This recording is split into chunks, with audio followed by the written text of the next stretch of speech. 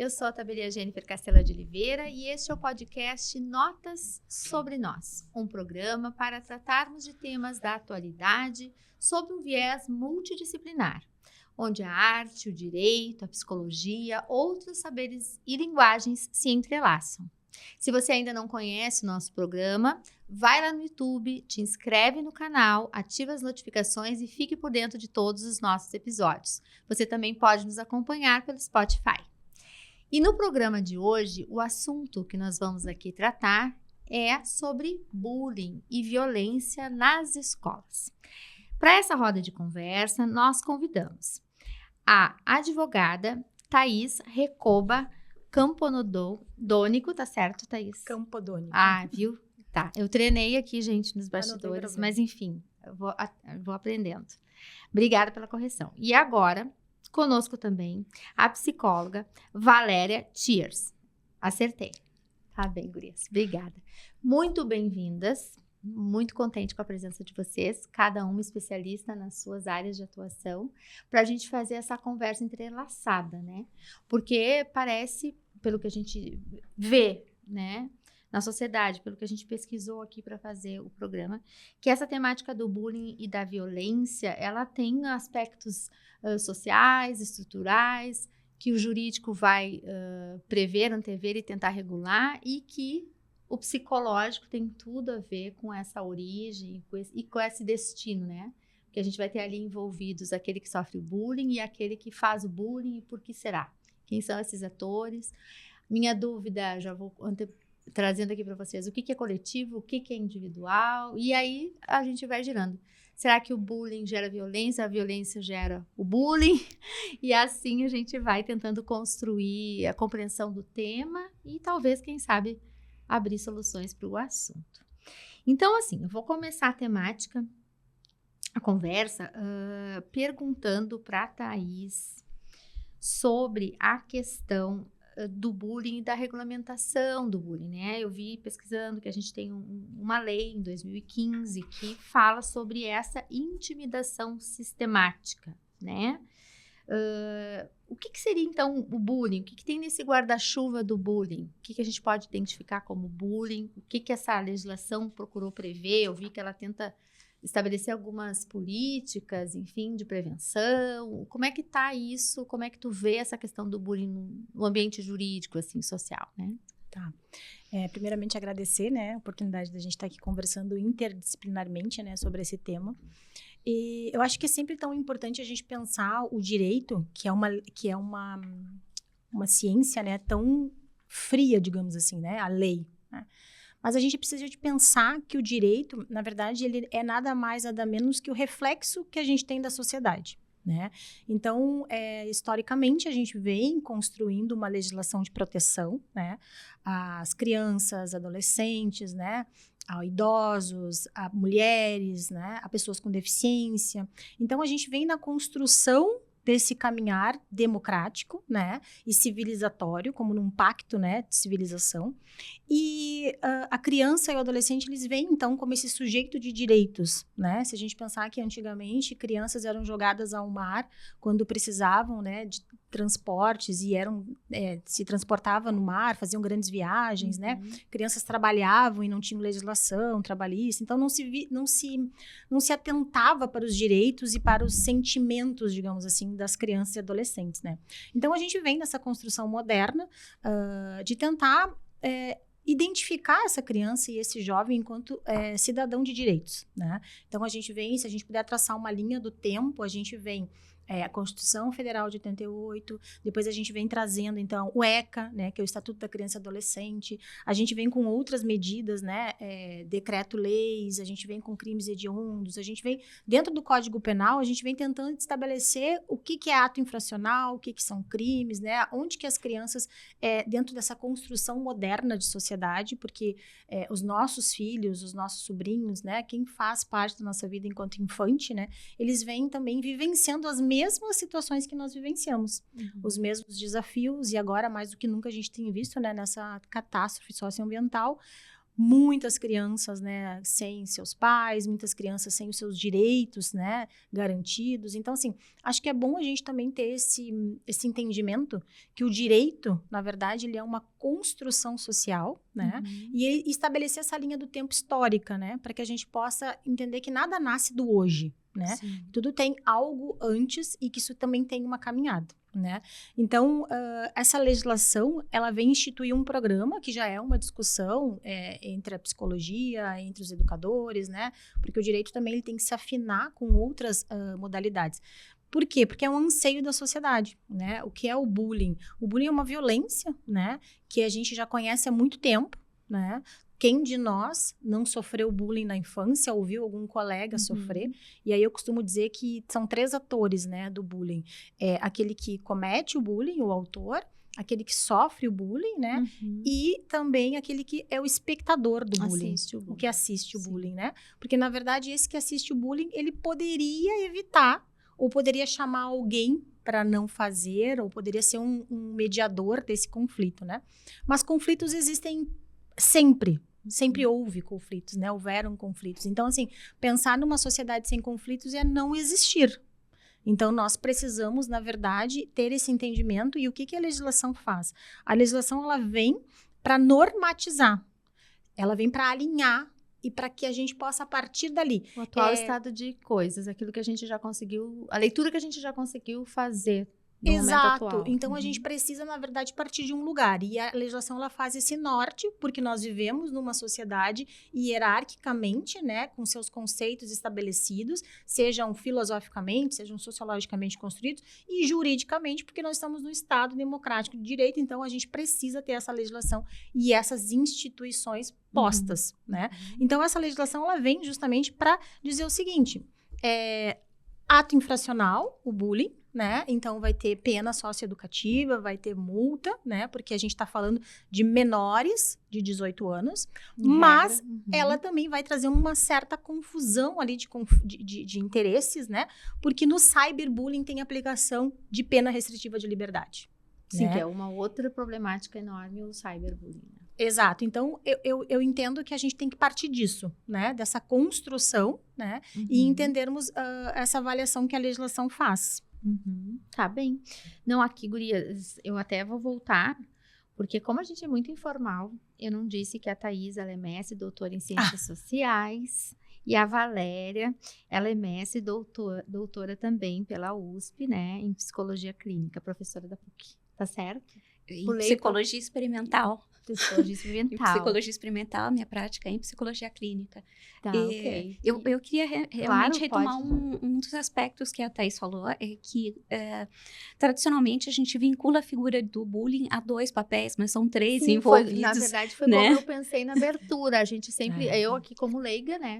Porque a ideia, gurias, do podcast é um pouco isso, assim, eu me coloco no papel daquela pessoa leiga que quer ouvir pessoas que estudam a matéria aprofundadamente, né? Daí, por exemplo, para um leigo, eu acredito que a minha fala não foi pensada, mas ela veio...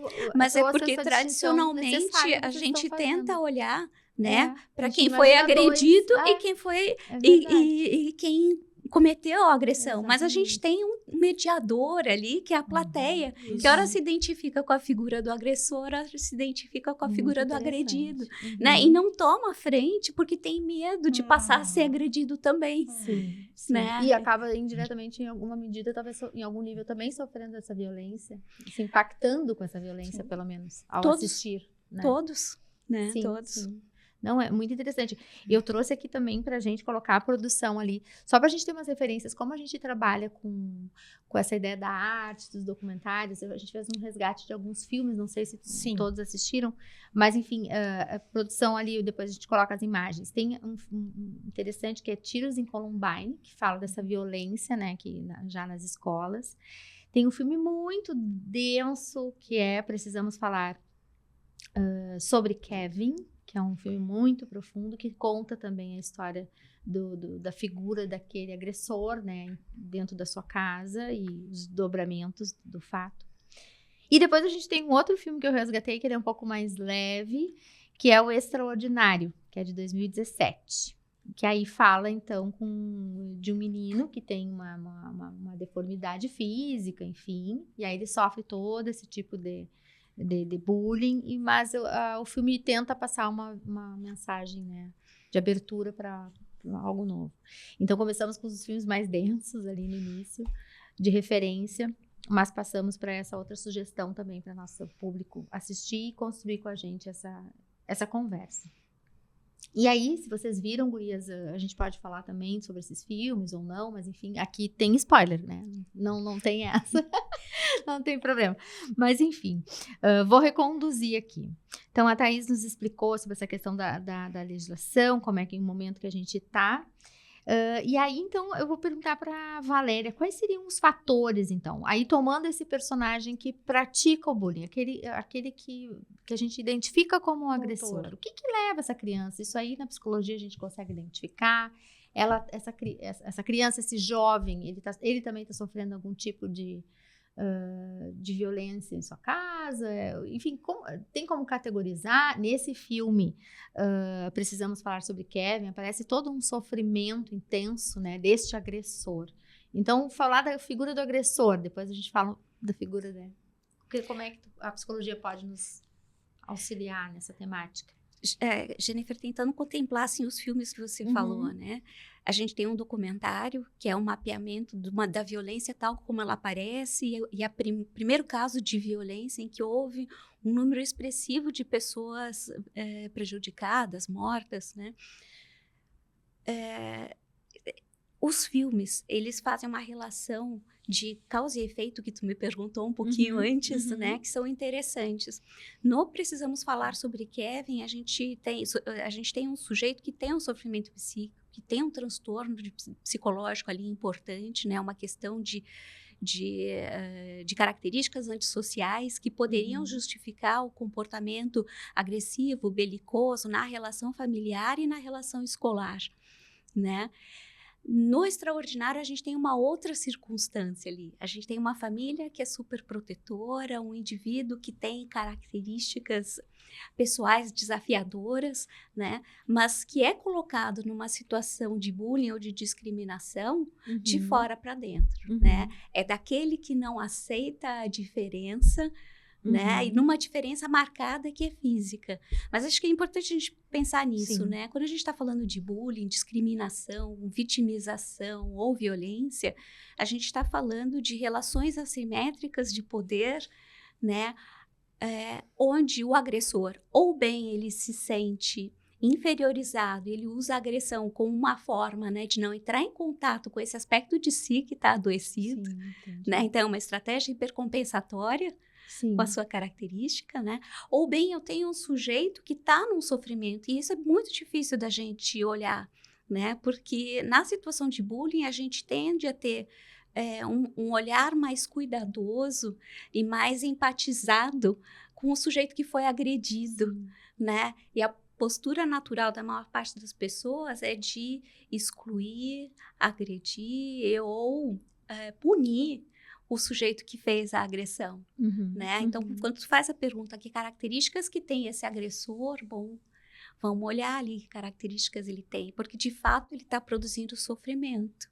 Será que ele próprio tem um sofrimento e ele não está sabendo lidar com isso? Né? Assumir essa persona de agressor é uma forma de lidar com uma leitura de si incapaz, ou será que ele está reproduzindo uma violência da qual ele é vítima, né? Em algum lugar ele foi vítima, ele não quer mais passar por isso, ele se identifica como agressor agora, porque isso acontece também. Sim. Né? Reproduz. E aí no direito, essa questão trazida aqui, tá aí sobre essa questão, ainda na perspectiva do agressor, né?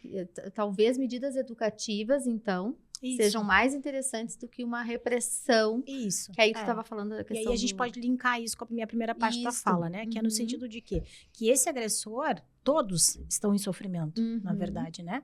A sociedade está em sofrimento, as famílias estão em sofrimento, e qual é o papel do direito ou do legislador que cria essa legislação? Estar atenta, né, para esse sofrimento social, né, para que a gente então possa fazer a reconstrução dessa sociedade a partir da não punição, né, mas da educação. Então, o que a gente pensa? A gente tem que voltar, então, a o Estatuto da Criança e Adolescente, que é um estatuto que vale tanto para quem agride quanto para quem sofre. Então, eu preciso cuidar. E o legislador foi bastante inteligente nessa criação da lei, né? Porque ele vai o quê? Estabelecer essa promoção, né? Então, proteger, prevenir, garantir, né? Direitos fundamentais. Então, e inclusive estabelecer que a sociedade, enquanto organização, né, social, as escolas, clubes, igrejas, todo lugar que a gente vai ter jovens, crianças, né, que tenham, então, promoção, né, de espaços educativos para que a gente possa trabalhar o bullying, né? Por quê? Porque aquele que vai expectar, que está expectando, está ali como espectador do bullying, ele pode ser, então, esse multiplicador da não ação do bullying, né? Então, ele pode promover essa pergunta. Por que você vai falar isso para ele? Por que você chama ele de 4 olhos? Por que você acha que por ele ter uma fisionomia ou ele ter deficiência, como no filme do Extraordinário, isso tem um peso e eu preciso apontar a diferença?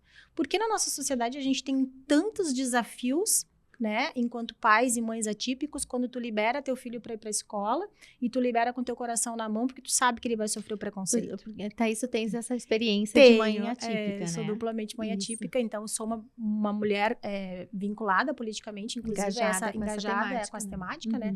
Então vivencio essas duas frentes enquanto ativista, né? E a gente tem, sou uma mãe acolhedora no Núcleo T21 também, então a gente acolhe mães que recebem o diagnóstico de crianças com síndrome de Down. Então, a gente tem essa preocupação, né? E quando eu largar para a escola? Outro dia, meu filho perguntou para mim, meu mais velho, você tem vergonha do Henrique? E eu disse, não. Você tem? Eu perguntei para ele. E ele disse, não. Mas ele já tem uma preocupação com 8 anos de idade, se os colegas vão implicar com a diferença dele. Sim. Então, assim, eu sempre procuro dizer para o meu filho mais velho, para o Henrique mesmo, ele é diferente, ele pensa diferente, ele age diferente e tá tudo bem. A gente precisa, enquanto sociedade, entender que a diversidade é uma característica, assim como a cor do meu cabelo. Sim. E aí, quando a gente fala em bullying, que eu estava conversando com uma amiga, né, até falando para vocês, os bastidores, que às vezes esse bullying é um guarda-chuva para muitas questões, né, de intolerância que a gente vive ou que a gente não está preparado, ou para essa dificuldade de abrir o espaço para o outro, que é diferente, simplesmente, de nós. E como é que é isso, na tua visão, né, da psicologia, essa dificuldade, essas estruturas que se criam, essa questão, às vezes, de um preconceito estrutural em vários níveis que vão acabar se refletindo, né, nesse contexto que pode chegar a violências até extremas, né? Acho que é exatamente isso que tu está dizendo, né? E retomar a colocação da Thaís ainda há pouco. Se a gente entende que a diferença é o que nos caracteriza e não o que nos diferencia, né? A vida podia ser muito mais tranquila. A questão é que a vida, durante muito tempo, a gente começou a categorizar o que pertence, o que não pertence, o que é bonito, o que é feio, o que é bom, o que é ruim, né? O que é igual, o que é desigual, o que é típico, o que é atípico, né? E isso não faz absolutamente parte da natureza humana, né? O que nos caracteriza é sermos diferentes, né? Sempre, se a gente puder trabalhar dentro de uma perspectiva, né, de respeito ao próximo, outro planeta, vamos dizer. Né? A gente pode tentar construir. Mas é importante a gente pensar que o bullying que acontece na escola, ou a violência que é replicada e perpetrada na escola, é um recorte daquilo que acontece no mundo, né? A escola é uma instituição dentro da sociedade. Então, se acontece uma discriminação em virtude de uma diferença dentro da escola, é porque fora da escola essa diferença também está marcada. Sim, está autorizada em alguma medida, talvez. Sim. Né? Gente, sempre não é algo desconectado, é um reflexo daquilo que a gente criança vive, ela não nasce preconceituosa, né? Uma criança ela não nasce identificando a cor do outro, ela não nasce identificando a deficiência, né? As crianças, na sua essência, elas são acolhedoras. Elas querem dividir o brinquedo, elas querem compartilhar, e aí muitas vezes ela escuta em casa certos estigmas, certas falas, e aquilo vai fazendo, porque a criança tem uma interpretação diferente de nós adultos. Tu conta uma história, quando ela vai replicar aquela história para um outro colega, ela tá diferente porque é a interpretação dela, né? E ela tem uma fantasia diferente. Então, na verdade, a maldade que a gente está falando, ela tá muito ainda ligada no nosso imaginário, né, de adulto. E é por isso que a legislação é tão importante. E aí nós estávamos falando ali naquela parte inicial, né, porque tem um princípio no ECA, que é o princípio de proteção integral da criança. Sim. Então, eu preciso ter isso em mente, né? Nessa sociedade, nessa estrutura social, eu preciso proteger a criança sempre, porque ela é o mais vulnerável da relação. Então, dentro de uma residência, ela é a mais vulnerável de uma relação. Então, por isso que o Estado, ele tem mecanismos, né, de coerção, para que eu, identificando isso, mesmo na sua residência, eu possa chamar aquela família para o conselho tutelar, Sim. porque aí vem o papel das instituições, né? Então, a gente tem uma estrutura social, a gente tem o conselho tutelar, a gente tem o Ministério Público, a gente tem delegacias especializadas. Bom, Thaís, mas aí eu posso interferir na esfera privada daquela pessoa, né? Posso. Sim. Se eu souber que aquela criança está sofrendo violência, né? Eu posso, enquanto sociedade, chamar o conselho tutelar. Sim. Ele não vai retirar o poder familiar daquela família, mas ele vai verificar o que está acontecendo. Mas ele não está intervindo na estrutura da família, mas ele está defendendo os interesses daquela criança, que naquele momento é o mais vulnerável.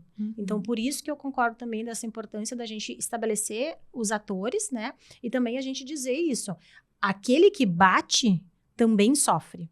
Sim. E se ele bate e é uma criança, né, ou um adolescente, é porque eu preciso olhar quais são as suas potencialidades para então eu ressignificar esse padrão que a gente tem na sociedade enquanto estrutura jurídica, judicial, né, que é de ataque, ou que é o padrão que a gente utiliza, não da prevenção, da educação, da né? punição, da repressão e do julgamento. Mas que a gente não tá... A psicologia nos explica muito sobre isso, da questão do julgamento, né? É natural que nós, seres humanos, julguemos tudo e a todos, a todo instante, né?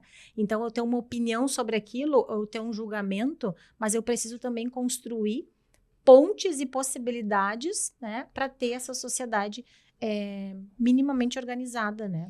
Sim. E quando a gente fala porque agora a gente ainda está focando mais na questão daquele que seria o agressor, né? Sim. Vamos usar esse termo. Mas claro, como vem aqui da fala da Thaís e também da Valéria, que fique claro que a proteção que o Estatuto e a legislação se estende é para todas as crianças envolvidas nessa questão, né? Exato. Não na vítima, enfim. Todos eles precisam desse olhar.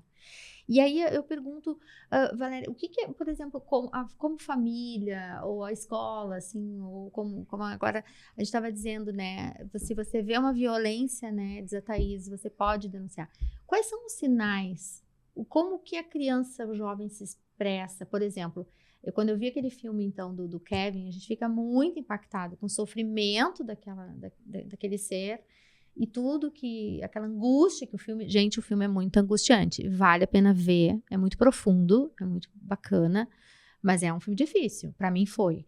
Não sei. E aí, assim, como que a família, a escola, há sinais que a gente, né? Que a gente poderia olhar e a gente não está preparado para olhar? O que é? Ou quais são os sinais que a gente poderia identificar num jovem? Quando ele está começando a se isolar, tem toda essa dinâmica de redes sociais, de se fechar no quarto e a gente, né? Eu tenho filhos também saindo da adolescência. Tudo isso a gente se preocupa.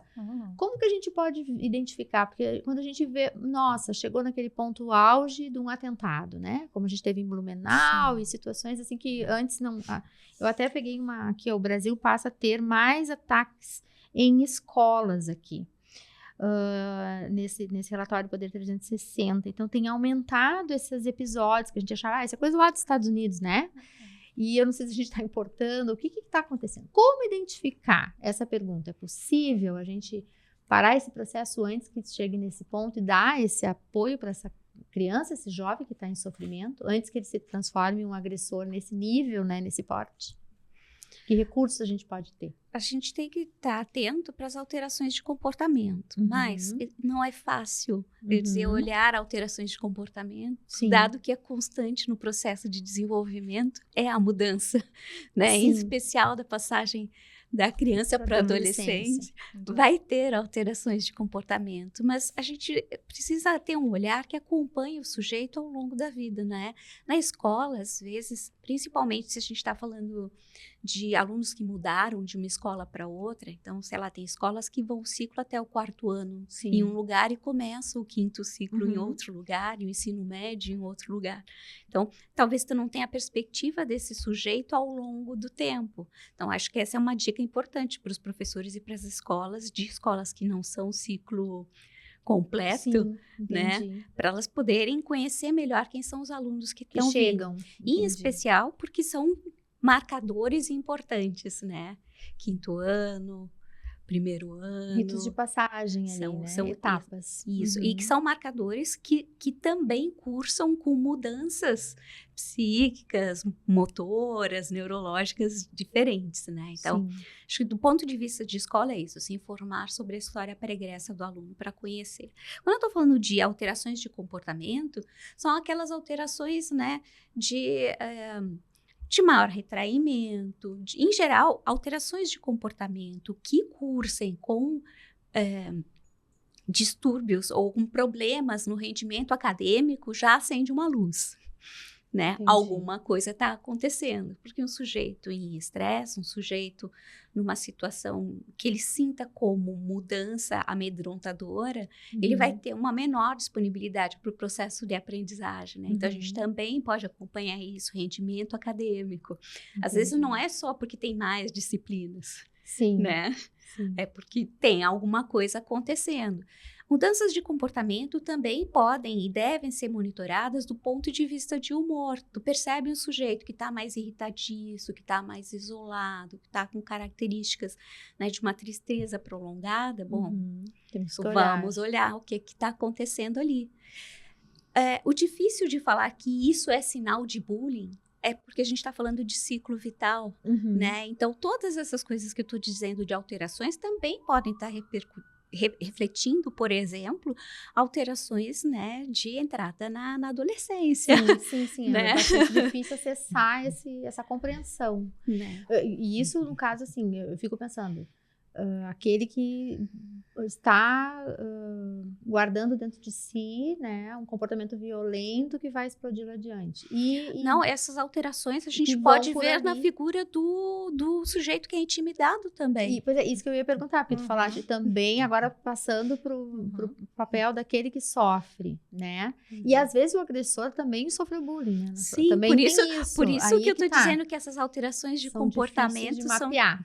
Um pouco difíceis de mapear, mas fica vamos dizer assim, um caminho que é observar os filhos, perceber que se isso aí alguma coisa está diferente de um padrão regular, ou procurar, talvez, eu fiquei pensando se talvez conversar com a própria escola, dependendo, né, de como que tá, porque às vezes a gente tem essa interação da família com a escola talvez seja significativa, importante para entender, né, me parece, se o filho ou está sofrendo, ou se está ele sendo um agente, né. Na verdade, também uma coisa interessante para retomar, né, essa fala, é que o ciclo da violência, ele também, sociologicamente, vai se perpetuar e se reproduzir para o espectador, porque para ele aquele ambiente violento vai ser comum. Então, eu sempre vou entender que os lugares que eu ocupar, os lugares que eu estiver, tem violência. As falas são agressivas, as falas são violentas. Por quê? Porque eu convivo no meu dia a dia com colegas em situação de violência. E não há um mecanismo de recuperação da paz, digamos assim. Então, eu não tenho um programa, né, para que eu entenda que aquilo ali é uma violência. E aí, todos os espaços que eu vou participar a partir dali, eu vou reproduzir uma violência que eu vivencio no ambiente escolar, por exemplo, né? E eu acho bem interessante a gente falar por que da escola, né? Porque há muitas críticas sobre essas questões, né? Na escola tem que dar conta de tudo, e aí a gente traz um programa para a escola, a gente vai na escola e a gente pede para que a escola tenha um programa. E às vezes a escola e a gente está falando de um lugar ideal aqui, né? A gente está falando de uma escola privada, onde a gente tenha psicólogos, terapeutas, né? A gente tem uma equipe multidisciplinar para atender nossos filhos. Mas a gente sabe que a realidade da maioria das pessoas é uma realidade em escolas que estão sucateadas, precárias, com falta de professores, né? Com esses professores com incapacidade de capacitação, professores que também vivem questões salariais precárias. E te interrompendo assim, mas agora tu falaste professor, e também professores que sofrem violência. Exato. Tem isso, né? Sofrem violência dos alunos, sofrem violência dos pais, dos alunos, porque determinado... ela não é só aluno, né? Determinado conceito. Isso é importante que tu traz agora, que a questão da violência não é só aluno, né? Na verdade, o bullying que a gente tá falando da legislação, ele é entre os pares. Senão a gente vai estar falando de assédio moral, a gente vai estar falando de calúnia, difamação. A gente tem uma legislação que vai dar conta dessa estrutura social, né? A gente tem o Código Penal que vai regular essas relações, né? Aí a gente vai cair dentro do juizado especial, então a gente tem um arcabouço jurídico. Legislação no Brasil a gente tem muita. A questão é como aplicar. A gente precisa entender que essa legislação ela tem relação com cada um de nós. E que cada um de nós é corresponsável pela correta aplicação dessa legislação. E que eu não vou conseguir fazer com que o direito fundamental à vida, à educação, à saúde chegue até mim e aos meus pares se eu não identificar essa estrutura social. Né? Então é importante a gente pensar também e frisar que essa escola ideal que a gente está querendo, ele é um direito de todos nós, de todas as crianças, porque o direito à escola, à educação, ela é um direito universal que está dentro da Constituição Federal, assim como o direito à saúde. Né? Então, cada vez mais a gente pensar que o bullying está ligado com a saúde mental e que está ligado com a falta de preparo dos professores e está ligado com a distribuição de renda e com a ausência de um salário adequado aos professores, às pessoas que estão, os merendeiros, aos secretários, isso faz sentido quando a gente se conecta e percebe que a gente está numa sociedade. Então, a gente não pode vir aqui e falar apenas sobre o bullying. O bullying é esse, né? Então, fala para mim sobre a saúde mental. Na verdade, a gente está perdendo a saúde mental porque a gente não está conseguindo conectar todas as relações que uma sociedade estabelece. Então, eu me sinto... muitas vezes solto, e aí vem o cyberbullying, né? Me sinto solto e livre nas redes, porque aí eu crio espaços... Porque ali sim, você é só você e o seu turminha. Exato. Então, ali a gente se isola, exato, né? É isso. E fica recebendo a confirmação daquilo que eu penso. Porque eu crio, né? Eu crio o meu mundo, eu crio o meu espaço. Narcisista, isso não é assim, infantil, não é? Uma vez eu ouvi dizer. Bom, outro capítulo, mas eu quero dizer assim, é um espaço de confirmação, né? Porque eu só falo com aquelas pessoas que vão validar o que eu penso, né? Então a gente cria essas bolhas, esses estratos e a gente começa a achar que sim, o que eu penso é a verdade sobre o mundo, né? Então realmente esse espaço das redes pode gerar, nós já temos alguns episódios aqui, pessoal, que a gente já fez sobre essas temáticas, essa impressão de que nós somos desconectados ou fracionados, cada um no seu quadrado. Exato. E é muito interessante essa consideração que traz, né, Thaís? Porque realmente é um problema muito mais amplo, né? Aqui realmente é uma tentativa de fatiar um pouquinho sobre o espectro da criança, mas tem toda a questão dos professores, que daí tem outros relatos terríveis de agressão que eles sofrem, do estresse, né, do carga horária, tem toda uma outra questão aí por trás, que a Thaís muito bem levanta, e que tá tudo interconectado.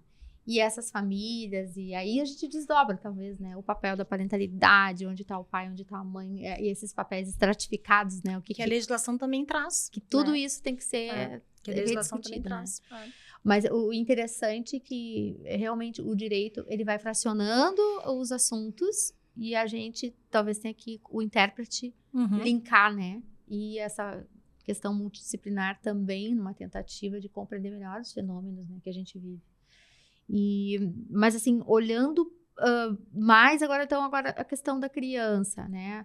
Tem a experiência criança típica, como lidar, como auxiliar aquele que sofreu bullying, porque às vezes a criança troca de escola, às vezes a criança não né, muda de turma, ou como Então, também como manejar isso para fortalecer essa criança. Enquanto a gente está trabalhando com o agressor, mas a gente tem que trabalhar com o professor, a gente tem que trabalhar com a criança que sofre bullying. E sobre esse aspecto, o que se pode fazer para fortalecer aquele que está sofrendo, então, aquela agressão? Não sei.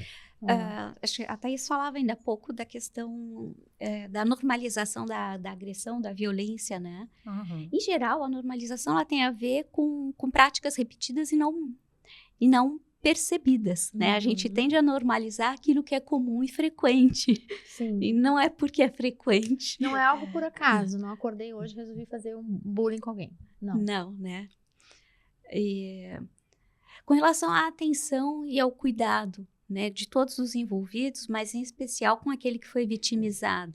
As práticas de atenção e de cuidado, elas não podem ser pontuais, né? Então é importante que a gente pense o que cada um pode fazer, né? A escola é um lugar privilegiado porque é um lugar em que os jovens se encontram, né? E como o bullying é uma relação de violência entre pares, ele é um lugar, né, de excelência onde as práticas de violência ocorrem. Por isso a gente fala tanto, né, da violência na escola, tá? Mas ela pode acontecer em outros lugares. Sim. Por isso que a minha fala tem a ver com as orientações escolares, mas claro, a gente pode pensar em orientações para os pais, pode pensar, né, em orientação para os jovens.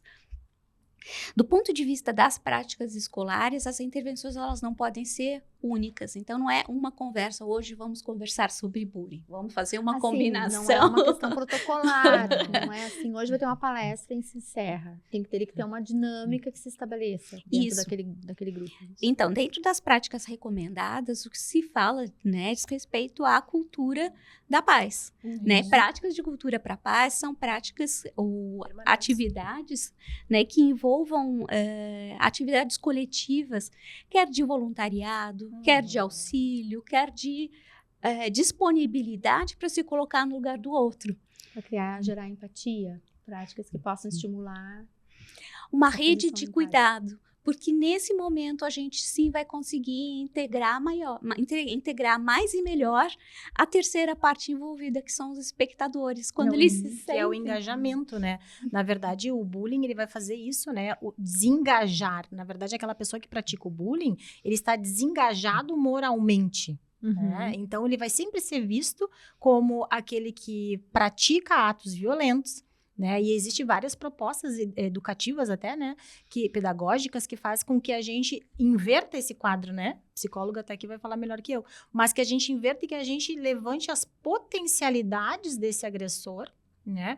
E no caso da vítima, né, o que está vitimizado, né, que ele tenha essa autoestima elevada, porque na verdade, até dizem, né, algumas pessoas que pesquisam muito mais o tema, que na verdade há uma concordância de quem sofre o bullying para aquele que pratica, e que na verdade, se eu não me reflito, né, se eu não tenho um reflexo naquela violência, eu não vou dar bola para aquela violência. Sim, se ele não colocar aquele chapéu em mim, eu não vou dar bola naquela violência. Agora, essa autoestima. Exatamente. Se eu tenho uma baixa estima justamente naquele ponto que ele falou, aí eu vou entrar numa conexão com ele, né? E aí a gente vai estar fazendo essa simbiose, né? E eu acho que é justamente isso. A cultura da paz, ela tem que ser permanente, né? E ela é permanente, assim, em todos os espaços, né? E eu acho que a lei também traz isso. Essa legislação, ela traz essa promoção de cidadania, né? Então, promover a cidadania não é numa aula a cada 3 meses, né, eu vou trazer esse tema. Não, promover a cidadania é mostrar que existem pessoas diversas, que a diversidade que nos diferencia, na verdade, ela tem que nos aproximar para que a gente construa novas pontes, né? Sim. Então, ela soma e não divide, né? Exato. Na verdade. E eu queria acrescentar um pouquinho a mais, né? Assim, eu fiz questão de chamar a atenção para as práticas coletivas, porque se esse é um fenômeno que ocorre entre pares, ele deve ser tratado entre pares. Claro que ele gera um sofrimento psíquico individual, mas a gente não pode dizer, né, como dizia a Thaís ainda há pouco, que todos vão ter acesso a um tratamento de saúde mental individual, pessoal, né? Então, assim, sim, quando eu olho para o meu filho e eu vejo que ele está em sofrimento, eu vou querer ajudá-lo de alguma forma, quer nas minhas práticas parentais, quer por meio de uma busca de um atendimento psicoterápico individual, ok? Precisa, porque provavelmente eu posso ter um sujeito ali, né, que vai desenvolver um quadro de ansiedade, ou de fobia, ou de depressão, né? Ele vai introjetar essas características, esses valores, como se fosse algo de si, né? Talvez ele não perceba que, né? Bom, ele está sendo depositário de uma situação que é social, né? Então, só para chamar a atenção que existem diferentes frentes para atender esse sujeito que passou pela vitimização. Sim. E não é pouca gente, não. O IBGE aponta, né, em estatísticas do ano passado, no estudo do ano passado, que até 23% da população adulta passou por um episódio de bullying na escola. Isso parece também por esse amadurecimento, como a Thaís trouxe lá no início, né, de que eu ouvindo vocês falar, lembro da temática da lei da palmada, coisa assim, que, não, mas eu apanhei, que hoje é uma coisa inviável de se imaginar civilizado, né? Só que é um capítulo de uma história que a gente precisa amadurecer e construir. Então, muita gente diz, mas quem que não sofreu bullying? Bobagem. A gente não escuta isso. Enquanto que isso, me parece, pelo relato que vocês trazem, o sentimento assim, que eu tenho e que eu acho que confirmo o que vocês estão dizendo, que na verdade é uma pontinha de um iceberg, né? Esse bullying, ele tá nos revelando muito mais. Sim. Então a gente tem que olhar com muita seriedade, muito cuidado, muito carinho, que não é uma coisa assim, também, que bobagem, todo mundo já passou por isso, que a gente não escuta assim às vezes, uma tentativa de negação do fenômeno, né? E aí eu acho que tá dentro daquela pergunta que tu falaste, né? Do guarda-chuva, né? Social. Isso, na verdade, o que tá ali dentro, né? Na verdade, a gente tem esse, isso aí não é nada, isso é uma bobagem, isso é mimimi. A gente tem isso pro racismo, a gente tem isso pro sexismo, a gente tem isso pra misoginia, a gente tem homofobia. Vamos fazer a gente tem pro racismo ambiental. Gordofobia. A gente tá falando de práticas discriminatórias. Práticas discriminatórias. Que tem nome, né? E tem nome, exatamente. Então, quando as pessoas dizem assim, isso é mimimi. Na verdade, hoje, a gente tá resgatando os mimimis de que não foram vistos quando a gente tinha a lei da palmada, quando a gente tinha indiscriminadamente as piadas, né, contra pessoas negras ou pessoas etnicamente diferentes, né? Então, a gente está reconstruindo esse caminho social, porque, na verdade, nós queremos uma evolução. E isso tem que estar em consonância com a legislação, tem que estar em consonância com os marcos educacionais. E outro ponto que me traz também a fala da psicóloga, que é o seguinte, a gente se vincula ao outro pelo sentir. E a gente precisa resgatar isso, né? A dor do outro tem que fazer diferença para mim. Sim. Senão eu fico... não me causa impacto nenhum a dor do outro. E a gente pensar que a dor do outro não causa impacto é pensar que nós estamos numa patologia social muito severa. Porque eu não posso aceitar viver em sociedade, né? Com todos os direitos que a gente está estabelecendo nas leis, cidadania, atenção psicossocial, escuta ativa, cultura da paz, se eu pouco me importo com a dor do outro. E a gente aprende no sentir, né? Então, a aprendizagem se dá no sentir, as relações se dão no sentir, e eu volto nessa questão do cyberbullying, porque a gente está muito ainda no campo físico, né? Mas a gente é o segundo no mundo com mais casos de violência de cyberbullying. WhatsApp, rede social, né? E é onde os jovens, e até mesmo as crianças, cada vez mais, com os seus celulares e com o seu acesso. E eu não estou dizendo que a gente tem que proibir os celulares dos nossos filhos, mas a gente tem que fiscalizar.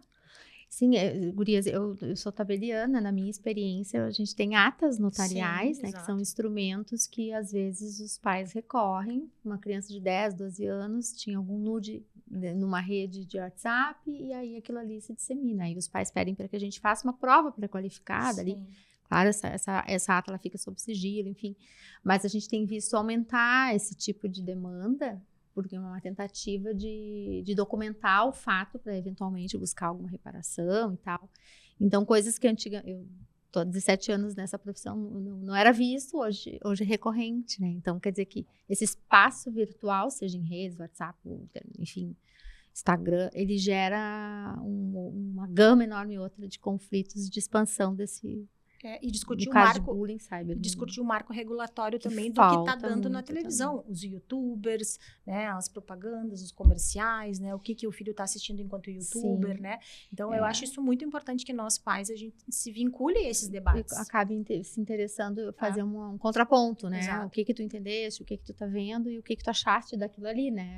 Porque daqui a pouco a criança vai absorvendo, se não tem um filtro. Nada surge do nada, né? Mas para que isso aconteça, para que eu saiba o que está assistindo, o que está pensando, a gente precisa estabelecer uma via de comunicação. Abrir esse caminho de confiança, de troca. Isso. Também, às vezes, é difícil para os pais, né? Morar junto não é conviver, né? Nem sempre você tem comunicação aberta na convivência no mesmo lugar. Então, acho que isso é super importante. Olhar para isso. Pode olhar para isso. Pode acontecer da criança estar sofrendo uma violência ou ela está perpetrando uma violência e ela não abrir, não falar, não se sentir acolhido o suficiente para pedir ajuda. E às vezes, assim, gurias, olha, que conversa tá ótima, estamos chegando nos 45.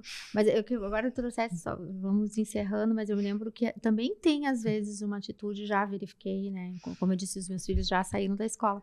Mas, às vezes, situações em que os pais dizem, meu filho não fez nada. E, às vezes, é chamado e o pai ou a mãe diz assim, não, isso aí passa a mão por cima, né? Não que tu vá, justamente, não é uma questão de repressão, mas uma questão de não olhar, talvez, uma negação, né? Isso eu já vi acontecer, né?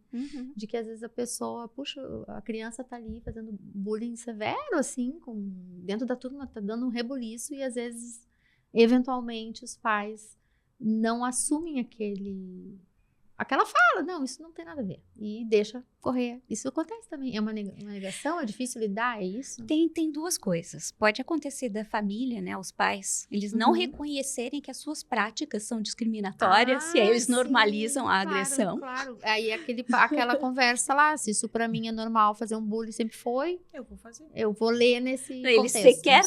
Você quer ler que tá produzindo violência. Faz sentido, assim. Na verdade, para aquele núcleo ou para aquela parte da sociedade ali, aquele discurso, assim como tem toda uma discussão enorme sobre o discurso de ódio, até o limite da liberdade de expressão, isso é outro capítulo, mas enfim, é uma discussão, né, de que... E pode ter, sim, a negação de dizer, meu filho nunca. Sim, para não poder enfrentar meu filho nunca. A situação, né, Gente, o assunto tá maravilhoso, se desdobra, eu ia dizer assim pra gente, dificílimo, né, denso e profundo, porque tem um enraizamento em todas estrutural da sociedade, a gente está vendo, e a gente tem, parece que convivido com essa violência meio de maneira anestesiada, né? Anestesiada. E ou a gente se choca quando o fato vem, depois aquilo desaparece, né?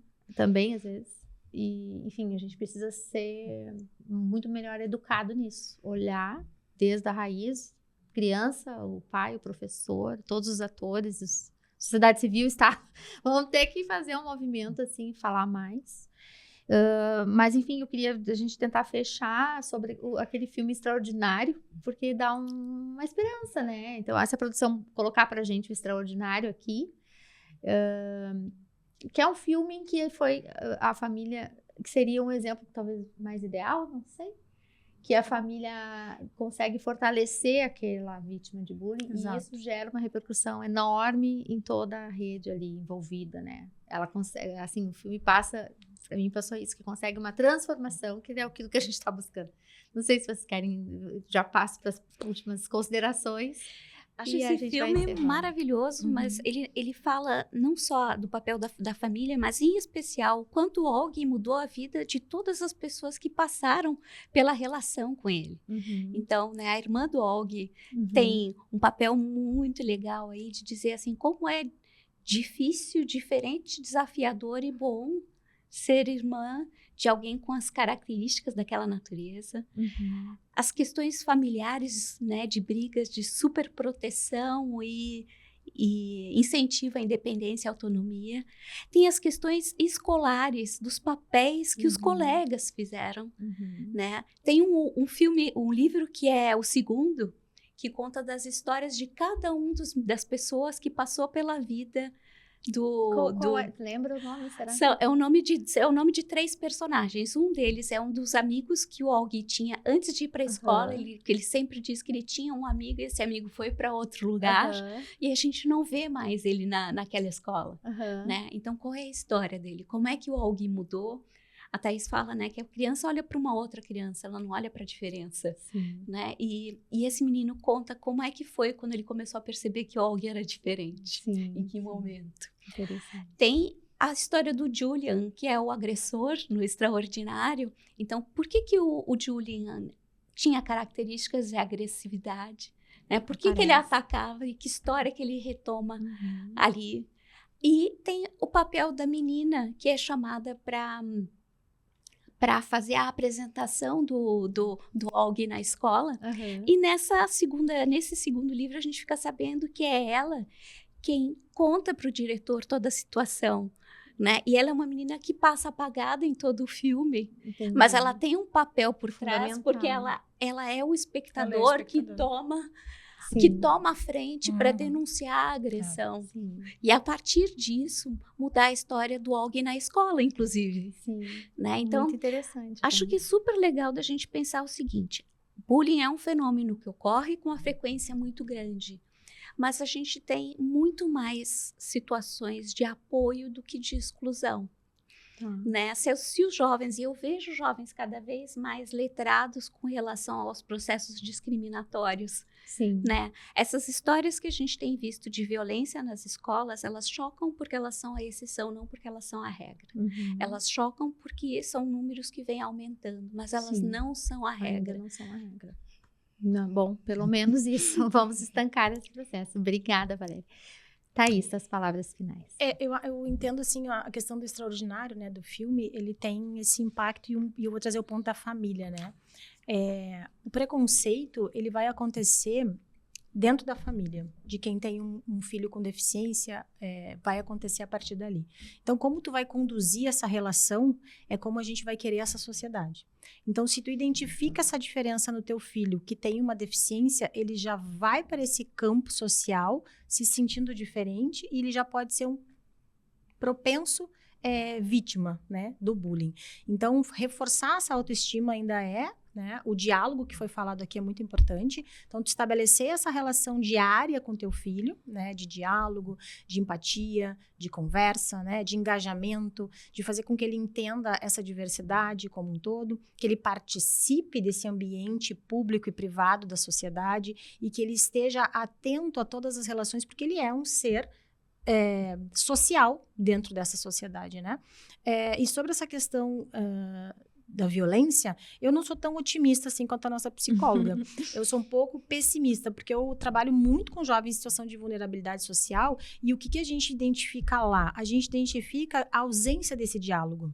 Porque os pais já vêm reproduzindo essas violências e eles também não têm esse debate tão travado, né? Então, as escolas precisam, a gente precisa, enquanto sociedade, enquanto profissionais que trabalham com esse tema, fortalecer as escolas para que as escolas possam, então, fortalecer. Eu participo de algumas rodas de diálogo com mães nas escolas e é isso que eu acho que é incrível e sensacional, quando as escolas promovem esse debate de rodas de conversa, de diálogos de convivência, que a gente possa, como foi dito aqui, a convivência ela não é simples, ela é um desafio, mas a gente precisa então ter, quem sabe, no planejamento educacional, no currículo, alguma disciplina que diga como que a gente vai conviver. Sim, uma educação para a cidadania em geral. Uma educação para a cidadania, mas não uma educação para a cidadania para que a gente conheça a lei, a legislação. Práticas mas uma educação para a cidadania para que eu aprenda a conviver. Né? E que essa convivência vai trazer questões que vão me desafiar.